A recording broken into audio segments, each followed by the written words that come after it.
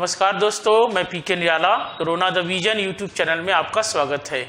फिर से हम लोग सीटेट 2019 की तैयारी की रणनीतियों पर चर्चा करने जा रहे हैं। आज हम लोग जो चर्चा करेंगे,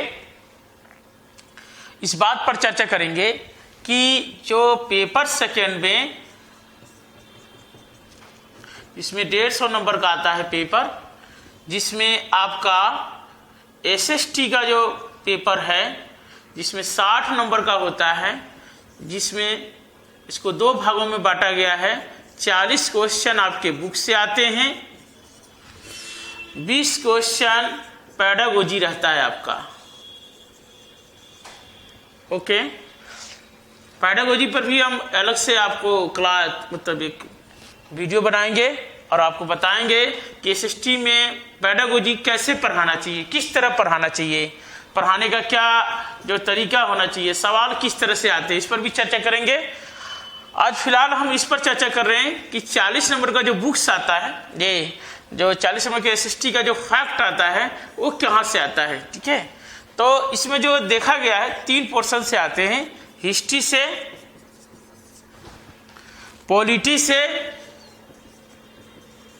और ज्योग्राफी से आते हैं। History, polity, geography. अगर देखा जाए 40 क्वेश्चन में से तो 15 से 16 क्वेश्चन आपको हर साल आते हैं हिस्ट्री से, मतलब हर साल हिस्ट्री से 15 से 16 क्वेश्चन आते ही आते हैं। पॉलिटी से आपको 10 से 12 क्वेश्चन आ जाते हैं और ज्योग्राफी से भी लगभग 15 क्वेश्चन के करीब में आ जाते हैं। कोई ज़्यादा फिक्स नहीं होता है, बढ़ भी सकता है घट भी सकता है। जैसे 2018 में पॉलिटी से ज़्यादा सवाल पूछ दिए थे, जो दिसंबर 2018 में पेपर हुआ था, और ज्योग्राफी से कम पूछ दिए थे। लेकिन हिस्ट्री से सवाल जरूर पूछा जाता है, 15 से 16 क्वेश्चन। देखिए, जो हिस्ट्री से 15 से 16 सवाल पूछा जाता है ये, तो उसमें कहाँ से पूछा जाता है देखते हैं। 6ठी क्लास से, 7वीं क्लास से, 8वीं क्लास से सवाल पूछा जाता है। ठीक है, 6ठी क्लास से भी 5 सवाल होता है, 7वीं से 5 सवाल, 8वीं से भी 5 सवाल होते हैं। 6ठी में जो है आपको प्राचीन भारत का इतिहास है, प्राचीन भारत है। 7वीं में मध्यकालीन भारत है और 8वीं में आधुनिक भारत है। ठीक है, तो यही मैं बताना चाहता हूं कि आपको हिस्ट्री में 3 पार्ट हैं, 6ठी, 7वीं, 8वीं। 6ठी क्लास में प्राचीन भारत का इतिहास पढ़ना है, 7वीं में मध्यकालीन भारत का इतिहास पढ़ना है, 8वीं में आधुनिक भारत का इतिहास पढ़ना है। तो इससे संबंधित 5-5 क्वेश्चन आते हैं लगभग में, तो आपको तैयारी करनी है। ठीक है, तो आज हम लोग चर्चा करेंगे 6ठी क्लास का जो पहला जो चैप्टर है, उस चैप्टर के बारे में समझने का प्रयास करेंगे। एक्चुअली में क्या है कि हिस्ट्री को लेकर बहुत ही फोबिया होता है कि हिस्ट्री में याद करना पड़ता है, हिस्ट्री कथा कहानी वाला होता है, हिस्ट्री में बहुत फैक्ट होता है, हिस्ट्री याद नहीं होता है। तो दोस्तों, आज आपको हिस्ट्री को लेकर ये सारी जो भ्रांतियां हैं, सारी जो समस्याएं हैं, आपको दूर हो जाएगी। क्योंकि हिस्ट्री को जो हम जब तक हिस्ट्री को जो है हम लोग विद्यालय में जो पढ़ते रहे हैं ये, और जो पढ़ाने का जो प्रक्रिया रहा है वो बहुत ही बेकार रहा है उसमें। ठीक है, पढ़ाने का जो ढंग है बहुत ही परंपरागत ढंग से रहा है। हिस्ट्री जैसा हम लोग स्कूलों में पढ़ते हैं, जो पढ़ाने का जो परंपरागत ढंग है, हिस्ट्री ऐसा वो है नहीं। हिस्ट्री एक बहुत ही मतलब लॉजिकल सब्जेक्ट है, हिस्ट्री बहुत ही कॉन्सेप्चुअल सब्जेक्ट है। अगर इसे कॉन्सेप्ट से जोड़ के पढ़ाया जाए तो हिस्ट्री आपको याद हो सकती है।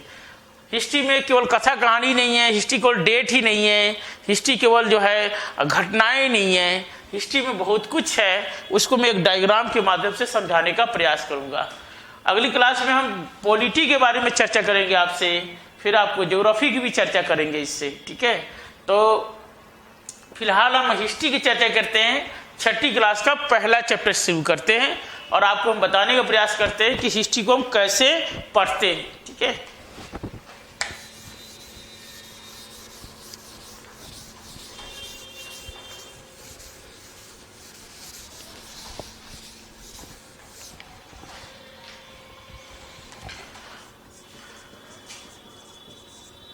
हिस्ट्री का 6ठा नंबर चैप्टर है।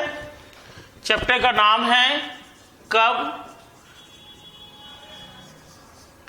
क्या, कब, कहाँ और कैसे। ये जो चैप्टर है ये दिया गया है, क्या, कब, कहाँ और कैसे। मतलब चैप्टर का जो हेडलाइन है वो यही है। छठी क्लास का जो पहला चैप्टर यही है, आपका पहला चैप्टर है ये। इसी चैप्टर के माध्यम से आपको समझाना चाहते हैं। मतलब इस चैप्टर में कहना क्या चाहता है, बताना क्या चाहता है। मैं आपको यही बताना चाहूँगा, जो पहला चैप्टर है वो आपको ये बता रहा है कि व्हाट इज हिस्ट्री। पहला ये कि इतिहास क्या होता है वो समझाने का प्रयास किया गया है। इतिहास को जानते कैसे हैं ये बताया गया है। इतिहास में तिथि का क्या रोल होता है, डेट का क्या रोल होता है, ये बताने का प्रयास किया है।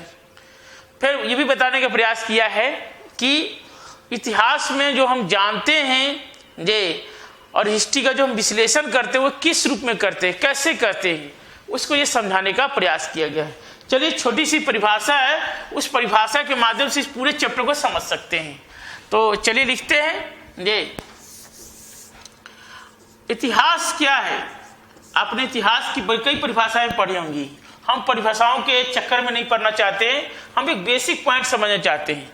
इतिहास क्या है? अतीत की घटनाओं का तार्किक विश्लेषण करता है। इतिहास क्या करता है? अतीत की घटनाओं का तार्किक विश्लेषण करता है, और विश्लेषण करके जो वर्तमान समस्या है उसका समाधान करता है, और भविष्य के लिए संदेश प्रस्तुत करता है। भविष्य के लिए संदेश प्रस्तुत करता है। तो इस परिभाषा के माध्यम से आपका पहला चैप्टर क्लियर हो जाएगा। कभी आपको इतिहास की परिभाषा देना हो तो आप ये बता सकते हैं, कहीं भी कोई इंटरव्यू में देना हो आप बता सकते हैं। बहुत बेसिक परिभाषा है, और इसके माध्यम से इतिहास के सारे पन्नों को समझ सकते हैं। अतीत की घटनाओं का तार्किक विश्लेषण कर वर्तमान की समस्या का समाधान करते हैं, और भविष्य के लिए संदेश प्रस्तुत करते हैं। अब एक एक लाइन को हम क्लियर करते हैं, आपको सारा चीज समझ में आ जाएगा इसमें। अब यहाँ अतीत का मतलब क्या है ये समझते हैं। देखिए, इतिहास में अतीत को जानना बहुत जरूरी है। अतीत का मतलब यहाँ है समय, काल, टाइम। मतलब इतिहास में टाइम का बहुत रोल है। आपके पहले चैप्टर में बताया गया है इतिहास और तिथि। क्या तिथि इतिहास है? मतलब अगर तिथि को नहीं जाने तो इतिहास नहीं है। क्या इतिहास तिथि को जानना ही नहीं चाहिए? तो जानना चाहिए, तो कितना जानना चाहिए ये भी देखना पड़ेगा हमें। देखिए, अतीत में मतलब अतीत में समय में बहुत सारे समय हैं आपके। जैसे आपका बर्थडे कब आता है, आपने 10वीं कब पास किया, यह आपके जीवन में बहुत ही महत्वपूर्ण घटना निभाता है। उसी प्रकार से इतिहास में सभी समय को जानना नहीं है पड़े, हमें उन्हीं समय को जानना है जो इतिहास को प्रभावित किया है, जिसने इतिहास को प्रभावित किया है। जैसे प्लासी की लड़ाई इतिहास को प्रभावित किया है, बक्सर का युद्ध इतिहास को प्रभावित किया है, मोहम्मद गोरी का आक्रमण, मोहम्मद गजनवी का आक्रमण इतिहास को प्रभावित किया है, अशोक का धर्म नीति इतिहास को प्रभावित किया है। यानी समय तो बहुत है, लेकिन सभी समय के बारे में नहीं जानना है, उन्हीं समय को जानना जो हम जानते हैं। तो चलते हैं, समय को 2 भागों में बांटते हैं हम लोग। यहाँ पर आपकी किताब में दिया हुआ समय को बताया गया है। एक को बोलते हैं ईसा पूर्व, एक दूसरे को बोलते हैं ईस्वी। अगर इसे कहा जाए, इसका मतलब होता है ईसा मसीह के जन्म से पहले की घटना। इसको बोलते हैं ईसा मसीह के जन्म के बाद की घटना। इंग्लिश में बोलते हैं बीसी, इसको बोलते हैं एडी। बीसी का मतलब होता है बिफोर क्राइस्ट, इसका मतलब होता है एनो डोमनी। ये लैटिन वर्ड है, इसका इंग्लिश में लिखते हैं आफ्टर क्राइस्ट। तो ईसा मसीह के जन्म के पहले की घटना को ईसा पूर्व कहते हैं। ईसा मसीह के पहले की घटना को हम क्या बोलते हैं, बीसी बोलते हैं, और एडी बोलते हैं कि ईसा मसीह के जन्म के बाद की घटना को। तो समय को दो ही रूप में निर्धारित किया गया है, ईसा पूर्व और ईसवी। अब आपको मन में यह आएगा कि जो तिथि का नाम है वो ईसा मसीह के नाम पर क्यों पड़ा। उसका सीधा सीधा रीजन ये है कि जिस समय इतिहास में तिथि का नामकरण हो रहा था तो उससे पूरे विश्व पर इंग्लैंड का शासन था, और इंग्लैंड का जो धर्म था वो ईसाई धर्म था, इसीलिए टाइम को ईसा मसीह के नाम पर रख दिया गया। तो चलिए वो तो अलग बात है, ये जो छठी क्लास में जो दिया है पहला चैप्टर वो समझते हैं। बाद में इसीलिए अब इसमें चेंज कर दिया गया। अब एडी को कहा जाता है सीई, कॉमन एरा, मतलब सामान्य वर्ष। इसको कहा जाता है बीसीई, बिफोर कॉमन एरा। ये आपको दिया है, समान वर्ष से पहले की घटना। अब इस रूप में डिनोट किया जाता है। तो आपके छठी क्लास की किताब में पहले चैप्टर में बॉक्स में दिया हुआ है ये। अब इसे बीसी बोलते हैं, इसे बीसी बोलते हैं। अब दोनों के लिए अब जो वर्ड यूज किया जा रहा है वो है बीपी, बिफोर प्रेजेंट, वर्तमान से पहले की घटना, आज से पहले की घटना, आज से पहले की घटना, आज से पहले की घटना। इसको समझ सकते हैं, आज से पहले की घटना। आज से क्या है, पहले की घटना। अब आपको यह दिया होगा कि भाई आज से पहले की घटना क्यों कहा जा रहा है, आज से पहले की घटना क्यों कहा जा रहा है। क्योंकि मैंने आपको परिभाषा बताया था, अतीत की घटनाओं का तार्किक विश्लेषण कर वर्तमान की समस्या का समाधान करते हैं। तो हम इतिहास किसके लिए पढ़ रहे हैं, वर्तमान की समस्या के समाधान के लिए। तो इतिहासकारों ने यह कहा कि हम अतीत के टाइम को जानने से ज्यादा जरूरी है वर्तमान को समझना। इसीलिए अब एनसीईआरटी किताब में देखेंगे लिखा रहेगा कि 5000 साल पहले सिंधु नदी के किनारे पहली नगरीकरण या शहरीकरण का उदय हुआ था। तो बच्चे सोचेंगे अच्छा आज से 5000 साल पहले, मतलब आज के नगरीकरण को सिंधु घाटी सभ्यता के नगरीकरण से तुलना करेंगे वो। तो इतिहास, मैंने क्या कहा था, इतिहास केवल समय नहीं है, घटना नहीं है, बल्कि विश्लेषण है। तीनों का मिलन होगा तब भी इतिहास होगा उस चीज को। तो ये राइट। तो आपकी किताब में ये दिया हुआ है, आपके परीक्षा में सवाल पूछा भी गया है। तो मतलब बीसी को क्या कहते हैं, एडी को क्या कहते हैं, बीपी का मतलब क्या होता है, तो आप ये बॉक्स में समझ सकते हैं। तो आप समझ गए इतिहास के लिए समय जरूरी है, लेकिन समय ही इतिहास है ये कहना गलत है। तो अब चलते हैं दूसरा पॉइंट देखते हैं, घटना के बारे में समझने का प्रयास करते हैं। समझ गए सब? ओके ओके, यस या नो, समझ गए ना, क्लियर है? हाँ सर। चलो घटना के बारे में चर्चा करते हैं। घटना का मतलब है इवेंट। अब तो आपने समझ लिया किसी न किसी समय में कोई घटना जरूर घटेगी। अब समय ये प्रश्न ही उठता है कि घटना ही इतिहास है। समय में तो बहुत सारी घटनाएं घटी हैं, क्या सभी को हम इतिहास कह सकते हैं क्या? लेकिन सभी घटनाएं इतिहास नहीं है। वही घटना इतिहास है जिसने इतिहास को प्रभावित किया है। जैसे मैंने बताया था, पलासी की लड़ाई इतिहास को प्रभावित किया, बक्सर का युद्ध इतिहास को प्रभावित किया, पानीपत का प्रथम, द्वितीय और तृतीय युद्ध इतिहास को प्रभावित किया। तो ये सब जो घटनाएं हैं जिसने इतिहास को प्रभावित किया है, उन्हीं घटनाओं को जानना है, सभी घटनाओं को नहीं। जैसे आपके जीवन में बहुत सारी घटनाएं घटी होंगी, क्या सभी को हम इतिहास कहेंगे? नहीं, जीवन में वो उसी को आप याद करते हैं जो आपके जीवन को काफी प्रभावित किया है। अब समस्या यह है कि जो अतीत में जो घटनाएं घटी उसे हम कैसे जानते हैं, एक बहुत बड़ी प्रॉब्लम है। कोई हम भगवान तो है नहीं, ना कोई शक्तिमान है, ना टाइम मशीन है हमारे पास। जो अतीत में जो घटनाएं घटी 5000 साल पहले, 10,000 साल पहले, 20 लाख वर्ष पहले, अब उन्हें हम कैसे जानेंगे, एक बहुत बड़ी समस्या है हमारे लिए। तो लेकिन हम इतिहास में अतीत की घटनाओं को जानने के लिए दो स्रोत हैं हमारे पास। हमारे पास दो स्रोत हैं। एक स्रोत का नाम है पुरातात्विक स्रोत, आर्कियोलॉजिकल सोर्सेस।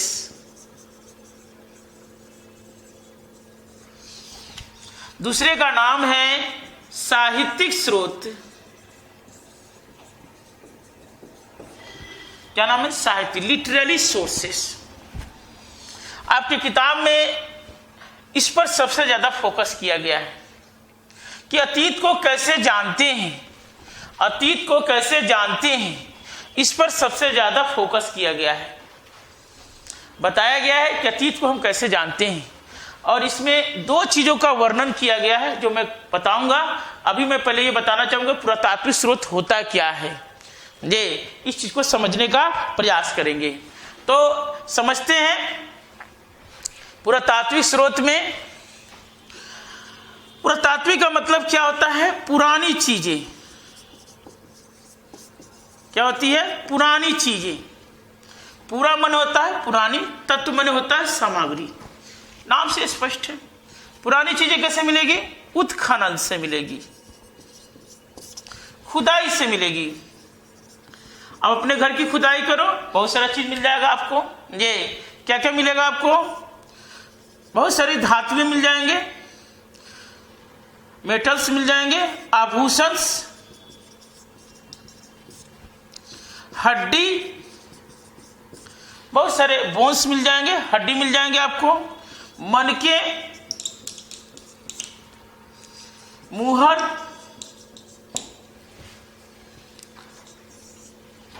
आपको बहुत सारे अभिलेख मिल जाएंगे,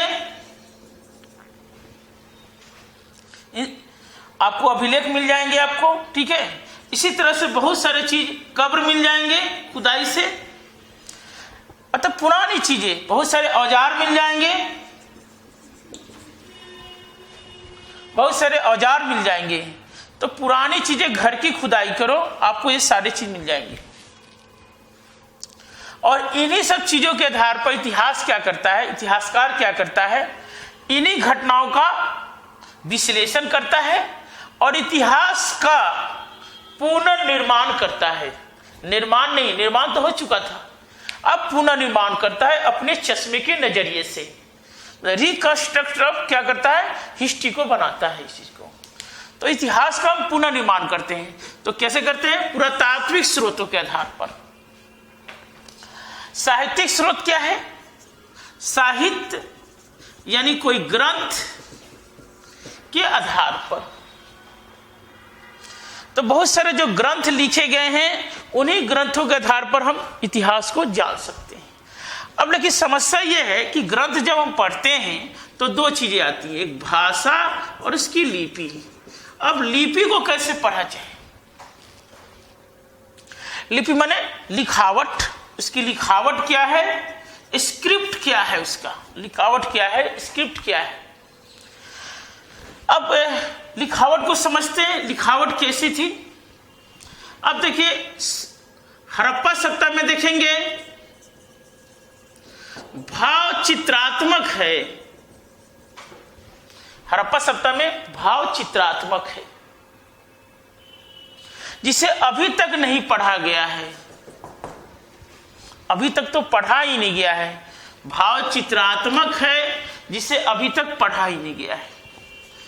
अशोक के अभिलेख हैं जो 4 लिपियों में लिखे गए, ब्राह्मी, खरोष्टी, अरामाइक, यूनानी, जिसे पढ़ लिया गया है। तो साहित्य में एक बहुत बड़ी समस्या है, पढ़ने की समस्या है। जैसे हिंदी की लिपि क्या है? देवनागरी है। अंग्रेजी की लिपि क्या है? रोमन लिपि है। उसी तरह उर्दू की लिपि है, फारसी लिपि है। ये मेसोपोटामिया की लिपि क्या थी? कीलीनुमा लिपि थी। कीलीनुमा, ठीक है, समझ रहे हो ना, कीलीनुमा था। तो इस तरह से लिपियां थी जिसे पढ़ना है। अब देखिए हड़प्पा सभ्यता को हम पढ़ नहीं पाए और अभी इसे पढ़ लिया जाए तो हो सकता है इतिहास में बहुत बड़ा चेंज भी हो सकता है। लेकिन अभी तक हम हड़प्पा सभ्यता को केवल पुरातात्विक स्रोतों के आधार पर समझते हैं, न कि साहित्यिक स्रोतों के आधार पर अब तक। तो कहने का आशय यह है कि हम इतिहास को जानते कैसे हैं? यहाँ पर स्रोत के आधार पर जानते। स्रोत माने सोर्सेस के आधार पर। शब्द आता है सोर्सेस, और सोर्सेस दो ही हैं, पुरातात्विक और साहित्यिक स्रोत है। तो आप लोग समझ गए ना ये? यस या नो? यस। तो आप समझ गए ना पुरातात्विक स्रोत क्या होता है, साहित्यिक स्रोत होता है। इन दो, आप जब भी इतिहास को पढ़िए सबसे पहले ये जानने का प्रयास कीजिए कि उस काल में पुरातात्विक स्रोत क्या था, उस काल का साहित्यिक स्रोत क्या है। क्योंकि आप कोई भगवान है नहीं, कोई ईश्वर है नहीं कि जाकर देख लेंगे कि क्या घट गया था। तो आपके पास सबसे बड़ा स्रोत ये है। अब छठी क्लास की किताब में देखिए पुरातात्विक स्रोत के बारे में क्या बताया गया है और साहित्यिक स्रोत के बारे में क्या है। थोड़ी चर्चा कर लेते हैं, फिर इसे समझने का प्रयास करते हैं।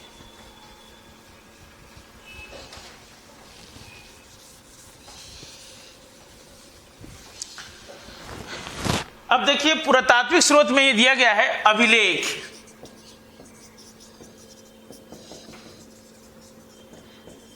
इंस्क्रिप्शंस, अभिलेख। अभिलेख की चर्चा की गई है आपकी किताब में। अब प्रश्न है कि अभिलेख होता क्या है? एक सबसे बड़ी चीज ये, अभिलेख होता क्या है? अभिलेख जो है, अभिलेख यह है कि जो कठोर सतह पर लिखा जाता है, जो कठोर सतह पर लिखा जाता है उससे अभिलेख। किस कठोर पर सतह पर लिखा जा सकता है? पत्थरों पर लिखा जा सकता है, मिट्टी पर लिखा जा सकता है, जो पकी हुई मिट्टी होती है उस पर लिखा जा सकता था, धातु पर लिखा जा सकता था। भारत में सबसे पहले अभिलेखों की शुरुआत किया है अशोक ने शुरू किया था। और अशोक के अभिलेख को अभी मैंने बताया था ये 4 रूप में लिखा गया है। मैंने बताया था आपको, ब्राह्मी में, खरोष्टी, अरामाइक, यूनानी, 4 लिपियां हैं। इस चीज को 4 लिपियों में लिखे गए हैं, जिसे जेम्स प्रिंसेप ने पढ़ लिया था 1837 ईस्वी में। 1837 में से पढ़ लिया गया। तो इन अभिलेखों के माध्यम से आप इतिहास के बारे में जान सकते हैं। जो आपकी किताब में दिया है अभिलेखों के बारे में, समझ गए सब लोग? ये अब देखो अभिलेखों में भी समस्या है। अभिलेख तो अतीत में लिखे गए हैं और कई वर्षों पहले लिखे गए हैं, तो बहुत सारे अभिलेख क्या हो गए? टूट फूट गए हैं। जो अक्षर थे वो भी अधूरे हो गए हैं। बहुत सारे अभिलेखों को एक जगह से दूसरी जगह रख दिए गए, इतिहास बदल जाएगा उसका। तो ये अभिलेखों की बहुत बड़ी समस्या है। फिर भी इतिहास को जानने के लिए बहुत बड़ा स्रोत है हमारे पास अभिलेख। दूसरा है हमारे पास साहित्यिक स्रोत। आपकी किताब में इतना ही दिया हुआ है, ये जो मैंने आपको समझा दिया। इस चीज को बहुत बेसिक पॉइंट दिया हुआ है जो हमें समझने का प्रयास करना है। जैसे साहित्यिक स्रोत है, साहित्यिक स्रोत में क्या दिया है आपको? पांडुलिपि, मैन्युस्क्रिप्ट।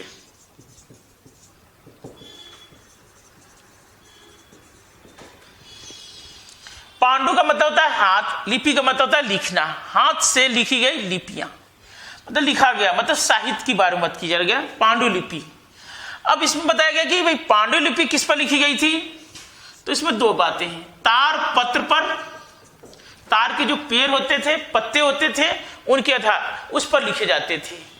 और एक हिमालय पर्वत में भुर्ज नामक पेड़ होता था, उसके छाल पर लिखे जाते थे। भुर्ज नाम के जो पेड़ थे हिमालय पर्वत पर, ये तो वहां पर जो छाल होते थे, पेड़ के जो छाल होते थे, उस पर लिखे जाते थे।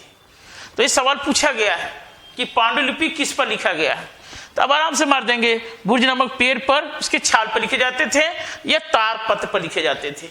ये आपकी किताब में चर्चा किया गया है, जो आपको जानना है। फिर इस किताब में यह भी चर्चा किया गया है, जो पांडुलिपि तो बहुत पहले लिखा गया है, तो बहुत सारे पांडुलिपि कीड़े खा गए, नष्ट हो गए, बर्बाद हो गए। ठीक है, तो ये एक समस्या थी। फिर भी बहुत सारे पांडुलिपि बचे हुए हैं और आपकी किताब में बहुत सारा दिया हुआ है, स्क्रिप्शन में दिया हुआ है, तो आप वहां से देख के मतलब देख सकते हैं कि पांडुलिपि है। अब तीसरा जो हम लोग चर्चा ये करना चाह रहे हैं,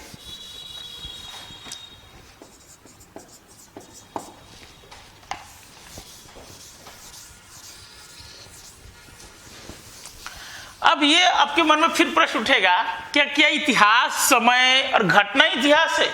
नहीं, अब तो अधूरा हो जाएगा इसमें। अतीत को जानना भी जरूरी है, घटना को जानना, लेकिन उसके बाद ये भी जानना जरूरी है कि इसका विश्लेषण करना जरूरी है।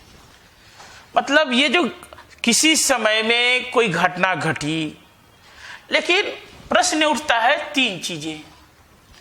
अब है कि इसका तार्किक विश्लेषण भी करना जरूरी है। अब तक स्कूलों में, अब तक हमारे जो टीचर्स होते थे, और जिसके कारण इतिहास में विरक्ति पैदा हो गई है, वो इसी कारण पैदा हुई है क्योंकि लोग डेट घटना रटा रटा के बच्चे इतिहास से विरक्त हो गए इस चीज से, क्योंकि वो विश्लेषण नहीं करते थे। और जब तक विश्लेषण नहीं करेंगे, कॉन्सेप्ट क्लियर करेंगे, रोचक बनेगा ही नहीं वो चीज इतिहास। तो देखते हैं ये, अब ये विश्लेषण कौन करेगा? उसे कहते हैं इतिहासकार, हिस्टोरियन जिसे बोलते हैं।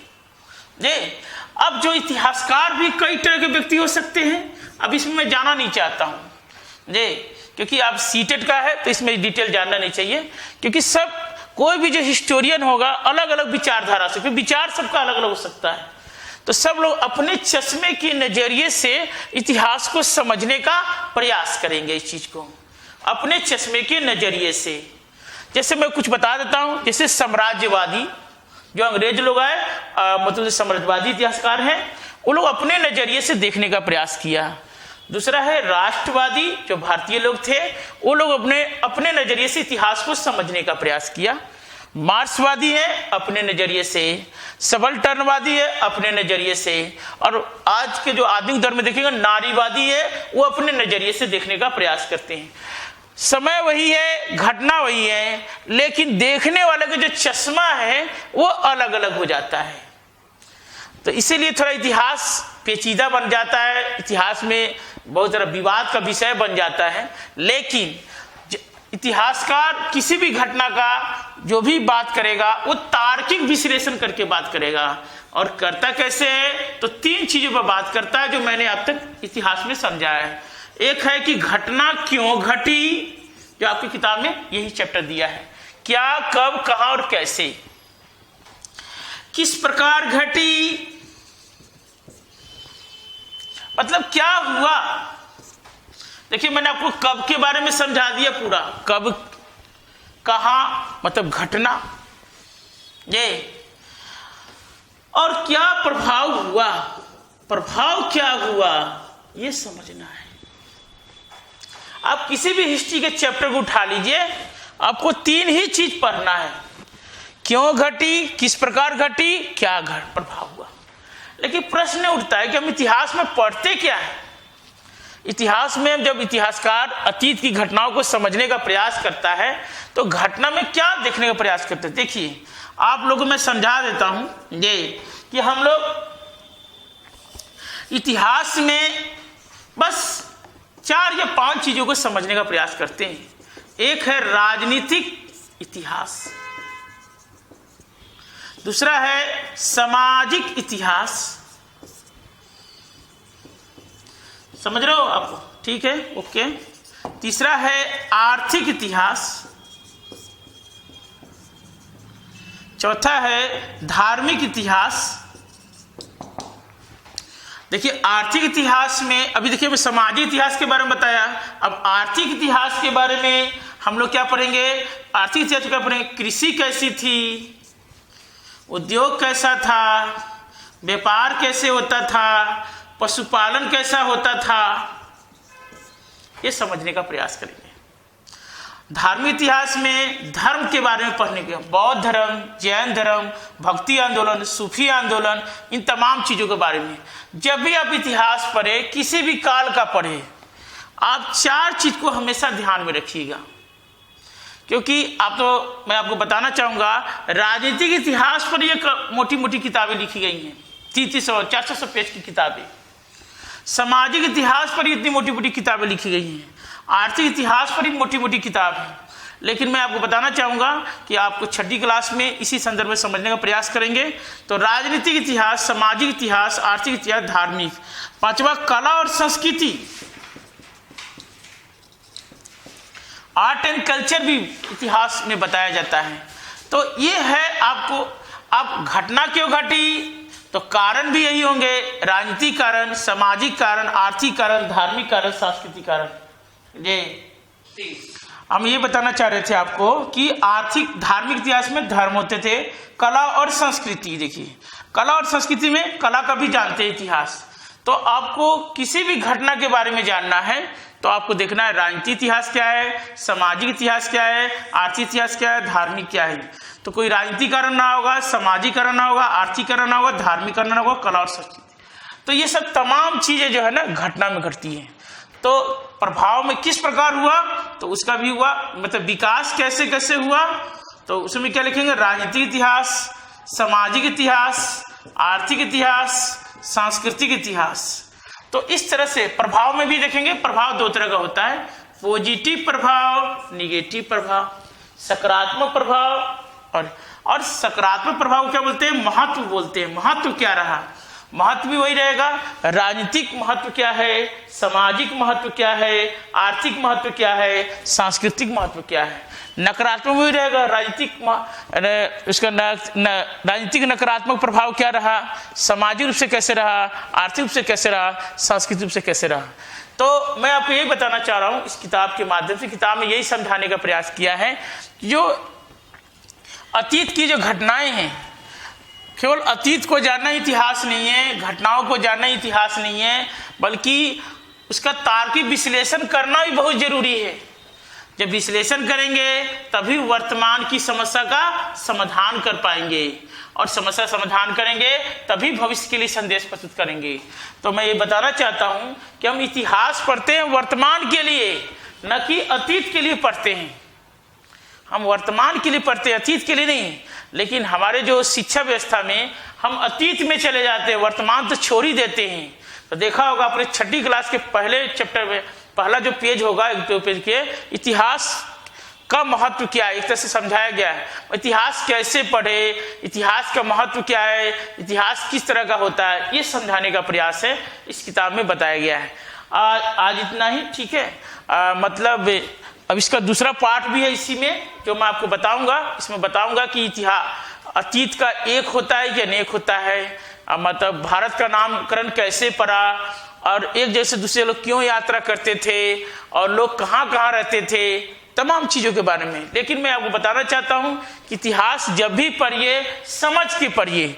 अगर समझ के पढ़ेंगे तो फैक्ट और समय दोनों याद अच्छे से हो जाएगा, क्योंकि मैंने आपको बताया था कि समय और घटना जो है उसी का पढ़ा जाता है जो हमारे इतिहास को प्रभावित करता है। ठीक है, तो इसमें आपको जो वीडियो बताया गया है, ठीक है, आगे भी इसका दूसरा वॉल्यूम आने वाला है, उसको आप देखेंगे। फिलहाल इसमें आप इतना समझने का प्रयास कीजिए। ये सवाल किस तरह का है वो भी बताएंगे। जाने से पहले आप एक बार फिर से बताना चाहूँगा कि आप हमारे चैनल को सब्सक्राइब कीजिए, ताकि आपको अधिक से अधिक जानकारी मिल सके और अधिक से अधिक आपको हम सूचनाएं प्रदान कर सके। क्योंकि इतिहास एक ऐसा सब्जेक्ट है, लोग इसको बहुत ही भ्रांतियाँ फैला के रखे हैं, और इस भ्रांति को मैं दूर करना चाहता हूँ कई वीडियो के माध्यम से। अगर आप इतिहास, इसके माध्यम से आप बहुत सारी चीज़ भी सीख सकते हैं। जैसे आप एसएससी की तैयारी करना चाहते हैं, उसके लिए भी अलग से वीडियो बनाएंगे हम। और उसको हम बताएंगे। फिलहाल सीटेट में आपको कोई दिक्कत नहीं होगा, एक एक टॉपिक समझाएंगे और टेस्ट भी देंगे आपको। इसलिए आपको सब्सक्राइब कीजिए और आप इसको लाइक कीजिए ताकि आपको जानकारी मिल। Thank you.